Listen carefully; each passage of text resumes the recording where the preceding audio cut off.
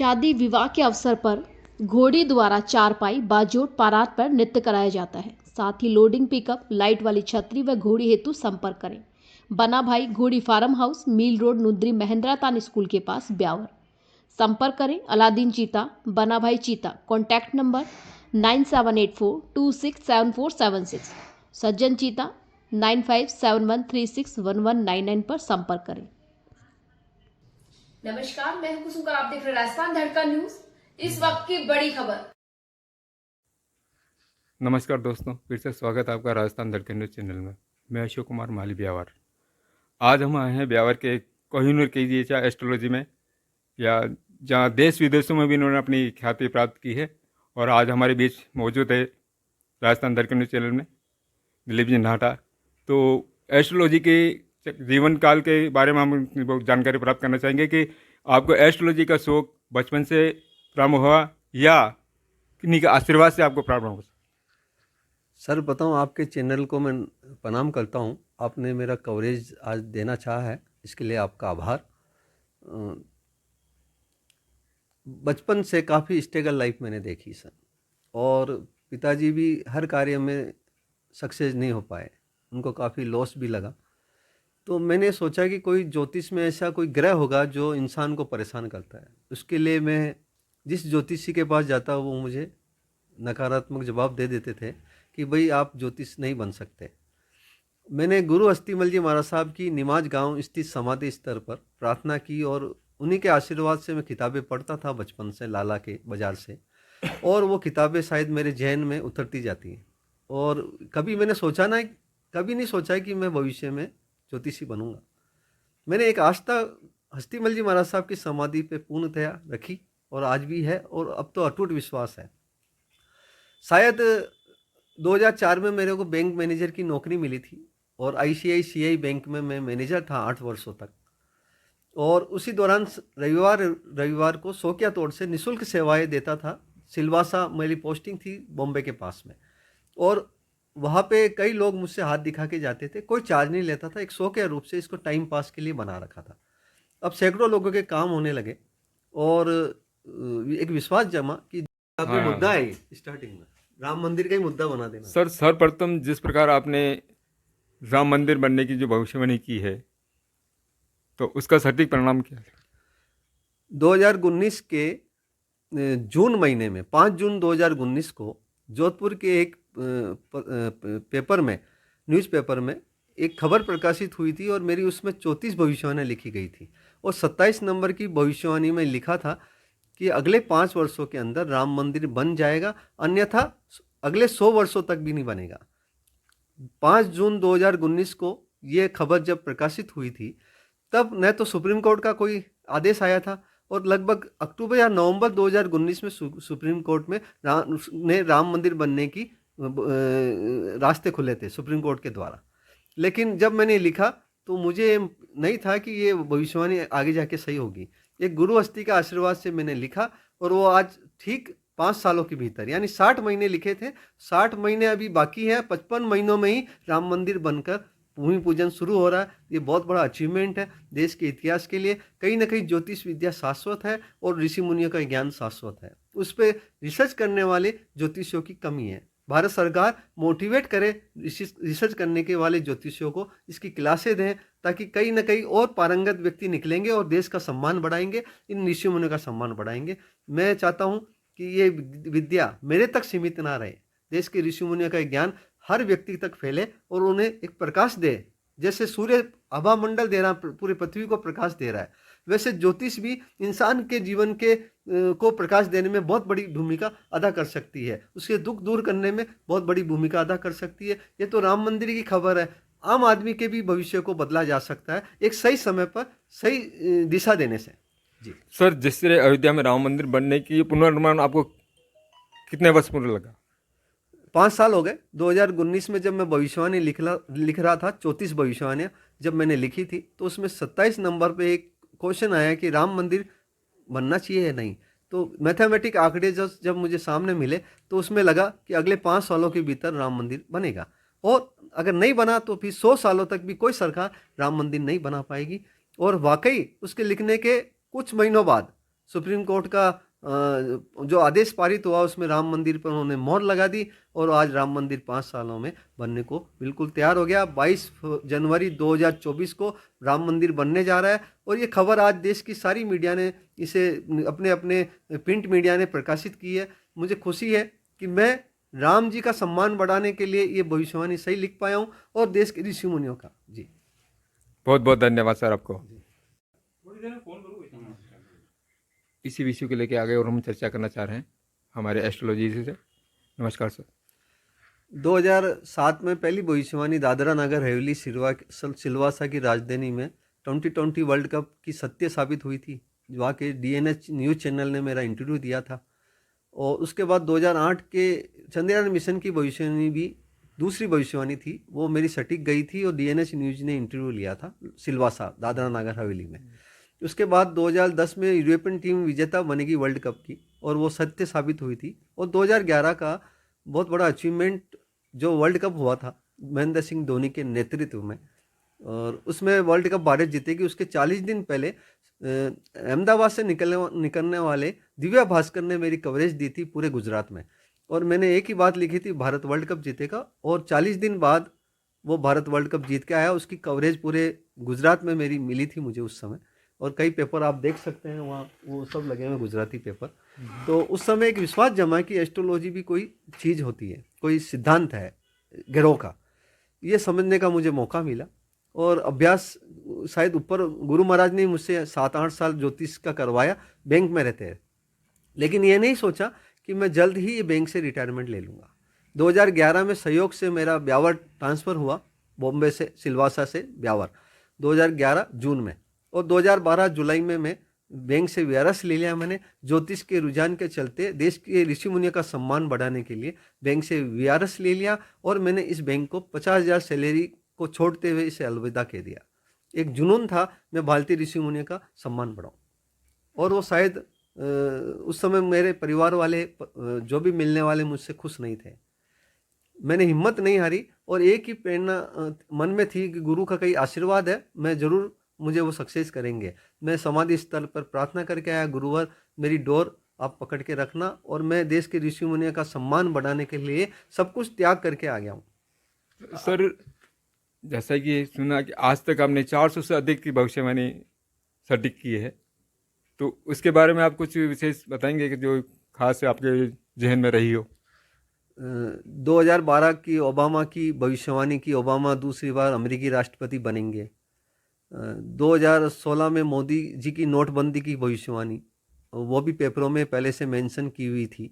उसके बाद में 2018 के अशोक गहलोत सरकार बनेगी राजस्थान में, मध्य प्रदेश में कांग्रेस आएगी और छत्तीसगढ़ में कांग्रेस आएगी, ये महत्वपूर्ण भविष्यवाणी थी। उसके बाद धारा 370 का हटना 2019 में, और राम मंदिर बनना आज इस परिप्रेक्ष्य में वो बिल्कुल सत्य जा रहा है, जिसकी भविष्यवाणी 5 जून 2019 में जोधपुर के एक पेपर ने प्रकाशित की थी, उद्योग भारती पेपर ने, और वो आज 60 दिन के अंदर वो भविष्यवाणी सत्य जा रही है। इसके अलावा कई राष्ट्रीय अंतर्राष्ट्रीय स्तर की भविष्यवाणियाँ सही हुई है, जिसमें मुख्य रूप से गुजरात में 150 प्लस सीटें आना और मध्य प्रदेश में बीजेपी की 150 प्लस सीटें आना। और इसके अलावा इसी साल 2023 में, पिछले साल कर्नाटक में कांग्रेस को 136 सीटों की भविष्यवाणी बिल्कुल सटीक गई थी। ये भविष्यवाणी ये विश्वास पैदा करती है कि भारतीय ऋषि मुनि कहीं ना कहीं सही थे, उनका विश्व स्तर पे सम्मान होना चाहिए, उनका ये ज्ञान एक शाश्वत है और वाकई साइंटिफिक था। इन्हीं को मद्देनजर रखते हुए मैंने भविष्यवाणी की मशीन बनाई है जो पूरी मैग्नेटिक फील्ड से आधारित है, और वो मुझे भविष्य की भविष्यवाणियाँ दे रही है। वो मैग्नेट है कि इस देश में इस जगह ऐसा होने वाला है। बस इस पर और रिसर्च करने की ज़रूरत है, ताकि मैं देश के ऋषि मुनियों का सम्मान रात दिन बढ़ाने में लगना चाहता हूँ। ये मेरा सम्मान नहीं, भारतीय ऋषि मुनि आर्यभट्ट, वराहमिहिर, भृगु ऋषि, ऋषि पराशर, ऋषि अगस्त्य, महावीर, बुद्ध, राम, कृष्ण, हनुमान और शिव, इन कोहिनूरों का सम्मान है, और मैं उन कोहिनूरों के सम्मान के लिए पूरी तरह से प्रयास कर रहा हूँ। मेरा सम्मान मुझे नहीं चाहिए, मैं देश के ऋषि मुनियों का सम्मान अंतिम पल तक बढ़ा के जाऊँ, ये मेरा उद्देश्य है। जैसे कि सर आज के युग में साइंस और एस्ट्रोलॉजी को लेके क्या कहना चाहेंगे? देखो, साइंस अपने आप में सही है और एस्ट्रोलॉजी भी अपने आप में पूर्णतया सही है। साइंस ये कहती है कि एस्ट्रोलॉजी को आप साइंटिफिक तरीके से पेश करें तो हम मानने को तैयार हैं। आज तक भारत का कोई भी व्यक्ति इसे साइंटिफिक रूप से पेश नहीं कर पाया, ये सब कोई जानता है। लेकिन पहली बार मैंने 2 मशीनें ऐसी बनाई जो लोगों को उंगलियां चबाने पर मजबूर कर चुकी है, भारतीय ऋषि मुनियों का सम्मान बढ़ा रही है। बस साइंस आके मुझसे सवाल जवाब करे, साइंस में मेरी इन मशीनों को जांच करे और खरी उतरे तो देश के ऋषि मुनियों का सम्मान करे। मैं सारी चीज़ें साइंटिफिक तरीके से पेश की है मैंने, और मैं चाहता हूं कि एक देश के नासा इसरो भी इस गणित को माने कि वाकई यह मैथमेटिक्स साइंटिफिक रही है उन ऋषि मुनियों की, और उनको सम्मान दे। That's all. मैं ये चाहता किस चीज़ का आशीर्वाद है, किन गुरु का आशीर्वाद है जिससे आप बिल्कुल सटीक भविष्यवाणी कर? हूँ। मैं सर्वप्रथम ये कहना चाहूँगा कि होल एंड सोल मेरे हस्तीमल जी महाराज साहब जो निमाज स्थित समाधि स्थल है, शायद उनकी कृपा रही होगी कि मेरे जहन में 2013 में एक ऐसी मशीन बनाने की इच्छा जागृत हुई कि क्यों ना मैं इन ऋषि मुनियों का सम्मान एक साइंटिफिक तरीके से बढ़ा पाऊँ। उस मशीन को बनाने के बाद भी इस मशीन का वैल्यू नहीं थी, किसी के दिमाग में ये नहीं था कि ये वाकई भविष्य में जाके एकदम सटीक उतरेगी। और आज इस मशीन ने भारतवर्ष के हजारों लोगों का दिल जीता है। ये मशीन पास्ट में उस इंसान के क्या हुआ भूतकाल में, उसका डेट वाइज मतलब ईयर वाइज किस ईयर में क्या घटना घटी वो घटना निकाल के दे रही है। स्वास्थ्य कब खराब हुआ, अगर बिजनेस है तो बिजनेस में क्या उथल पुथल हुई, कब नया बिजनेस हुआ, उसके अलावा अगर सर्विस में है तो कब कब ट्रांसफर हुआ, ये सटीक आकलन दे रही है। तो लोगों का दिल दिमाग हिला के जा रही है यहाँ से एक साइंस के तरीके से। तो ये वैज्ञानिक जगत भी इस चीज़ को भविष्य में मानेगा, मैं पूर्णतः आश्वस्त हूँ। और साथ में भविष्य में इंसान के साथ कौन सी घटना घटने वाली उसका एक टाइम पीरियड निकाल के मशीन देती है कि जैसे मान लीजिए एक व्यक्ति का 40 साल की एज अभी प्रेजेंट में चल रही है वर्तमान में, और 41, 42, 43, 44 में कौन सी ईयर में उसके स्वास्थ्य प्रॉब्लम होगी, कब उसका व्यापार अच्छा जाएगा, अगर नौकरी में है तो नौकरी में कब ट्रांसफर होगा, कब प्रमोशन होगा, क्या उसे जीवन में और अचीवमेंट मिलेगा या नहीं, उसके बारे में सटीक आकलन दे रही है। मेरा ये मानना है कि 100 में 100 न तो कभी हुआ न होगा, लेकिन 100 में से 70 लोगों को ये मशीन काफ़ी हद तक करीब जाकर डाटा दे रही है, जिससे उन लोगों का विश्वास जम रहा है भारतीय ऋषि मुनियों का। और मुझे खुशी है कि शायद ईश्वर ने और गुरु हस्तीमल जी महाराज साहब ने, दुधेश्वर महादेव ने, खाटू श्याम ने मुझे इस कार्य के लिए चुना होगा। मैं उनका बार बार नम्र प्रार्थना करता हूँ कि हे ईश्वर, हे खाटू श्याम, हे भोलेनाथ, हे गुरु हस्ती, मुझे ऐसी कृपा बरसाए कि मैं देश के कई लोगों को स्टार बना के निकलूँ जब तक श्वास है, इस मैथमेटिक के जरिए उन्हें बचाने में अपनी महत्वपूर्ण भूमिका अदा कर पाऊँ, तो ही मैं सच्चे रूप से एस्ट्रोलॉजी जगत को आगे क्रियान्वित कर पाऊँगा। बस सर, इस दौरान जब एस्ट्रोलॉजी आपने ज्ञान लिया, इस दौरान आपके जीवन में कोई ऐसी घटना हुई जिस पर आप विचार करेंगे? जी, काफ़ी कठिन दौर था। जब मैंने बैंक छोड़ी तो परिवार एक 50,000 सैलरी को छोड़ना उस समय 2012 में कोई बर्दाश्त नहीं कर पाया, लेकिन मैंने हिम्मत नहीं हारी। और कहते हैं गुरु ही सर्वे सर्वा है। गुरु ब्रह्मा विष्णु महेश से भी ऊपर शास्त्रों में उनको उपाधि दी गई है, चाहे वो किसी भी धर्म का हो, किसी भी समाज का हो, गुरु तो गुरु होता है। आप उसके प्रति पूर्णतया समर्पित रहें। मैंने अपने इष्ट गुरु हस्तीमल जी महाराज साहब को बचपन से बनाया, उनकी निमाज समाधि को। जब वो थे तब मैं उनको जानता नहीं था, उनके जाने के बाद उस समाधि को मैं पूछता आ रहा हूँ। मुझे लगता है कि शायद वो मेरे गुरु हैं, भगवान हैं, सब हैं। तो शायद उनसे ही ज्ञान मिला और मैं आज कुछ लिख पा रहा हूँ, कुछ ज़्यादा नहीं तो भी देश दीवाना हो रहा है। शायद कुछ ज्ञान गुरु अपने पास ही रखेगा, सब कुछ मुझे देने वाला नहीं, लेकिन मैं उनकी भक्ति से कुछ लिख पाता हूँ। तो मुझे लगता है कि गुरु से ही ज्ञान मिलता है, और गुरु अगर साथ है तो किताबी ज्ञान काम नहीं आता, वह ईश्वरीय शक्ति ही काम करती है, ऐसा मेरा मानना है। सर, अब चैनल के माध्यम से एस्ट्रोलॉजी के प्रति आम जन को क्या कहना चाहेंगे? एक सवाल और है। मैं ये चाहता हूँ कि जब तक मेरा श्वास है मैं भारतीय ऋषि मुनि की इस विलुप्त होती हुई विद्या पर 4 चांद लगा सकूं, और ऋषि मुनि आर्यभट्ट, वराहमिहिर, भृगु ऋषि, ऋषि पराशर, ऋषि अगस्त्य, महावीर, बुद्ध, राम, कृष्ण, हनुमान और शिव ये देश के कोहिनूर थे।